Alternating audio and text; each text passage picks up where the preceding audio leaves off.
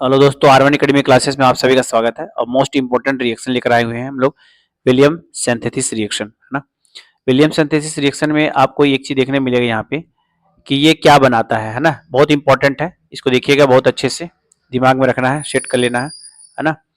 देखिए ये मेथड्स जो है ना, वो पहला नंबर तो इसको याद रखिएगा कि ये न्यूक्लियोफिलिक्स सब्स्टिट्यूशन रिएक्शन जो अल्काइल हैलाइड्स का होता है उसमें इन्वॉल्व होता है, जिसमें कि हैलोजन को क्या करता है, रिप्लेस करके एल्कोक्सी ग्रुप में चेंज कर देता है। और ये क्या करता है कि इसमें जो ट्रीटमेंट इन्वॉल्व होता है अल्काइल हैलाइड्स का, विद सोडियम और पोटेशियम साल्ट लगाते हैं अल्कोहल और फेनॉल के साथ, ठीक है।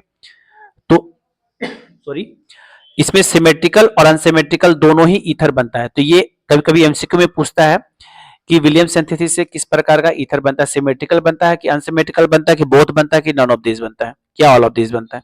तो आपको ये याद रखना पड़ेगा, इसमें सिमेट्रिकल और अनसिमेट्रिकल दोनों ही बनता है ना, दिमाग अच्छे से। अब आते हैं रिएक्शन पे। देखिए सिमेट्रिकल किसको बोलते हैं, अनसिमेट्रिकल किसको बोलते हैं, इसको भी समझिए। जैसे मान लीजिए आर ओ आर है, तो ये हो गया आपका सिमेट्रिकल, है ना। अगर यहाँ आर डैश लग जाता है तो ये अनसिमेट्रिकल हो जाता है। पहले आर लगेगा तो सिमेट्रिकल, दोनों तरफ सेम सेम रहेगा तो सिमेट्रिकल रहेगा, और दोनों तरफ अलग अलग रहेगा अल्काइल ग्रुप तो अनसिमेट्रिकल रहेगा। दैट्स इट, खत्म। अब देखिए अल्काइल हैलाइड्स है, यहाँ पे देखिए एक्स है, यहाँ पे अल्काइल एक्स है, क्लोरीन ब्रोमीन फ्रोमीन आयोडीन, इस तरह से हैलाइड ग्रुप है ये। और इसमें हम सोडियम एल्कोक्साइड जब डालें हम, तो ये क्या होगा, Na जो है ना X के साथ मिलके बाहर आ जाएगा, और OR डैश यहाँ मिल जाएगा, ठीक है। X के साथ अपने X के साथ चले जाता है सोडियम, है ना। तो ये बन गया NaX बाहर आ गया, और ROR डैश ईथर बन गया यहाँ पे बाय प्रोडक्ट में। ये तो हो गया आपका फॉर्मूला, ठीक है।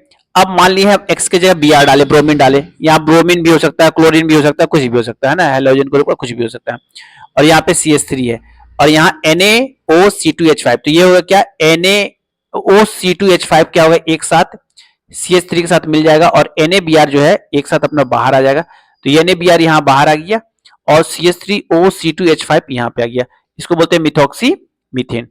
तो ये हो गया आपका विलियम सिंथेसिस का रिएक्शन। तो यह आई होप कि सबको अच्छे से याद हो गया होगा, और इसको लिख भी लेना है ना, बढ़िया से इसको लिख भी लेना है।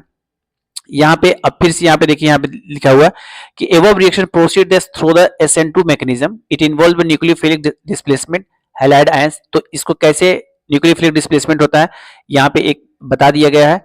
जैसे R dash O minus Na plus है, तो इसमें हम RX अगर लगाए हैं, तो यहाँ पे फिर से देखिएगा आप क्या होता है, यहाँ पे X जो है फिर क्या किया, Na के साथ ही बाहर आया।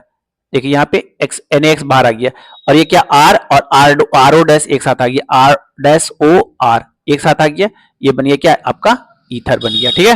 ये ईथर बन गया और ये बन गया, तो ये हो गया आपका, ठीक है। तो ये बहुत इंपॉर्टेंट है, और इसको देखिए यहाँ पे लिखा भी है, प्रिपेयरिंग द अनसिमेट्रिकल ईथर और proper choice of the reaction is quite necessary, ठीक है।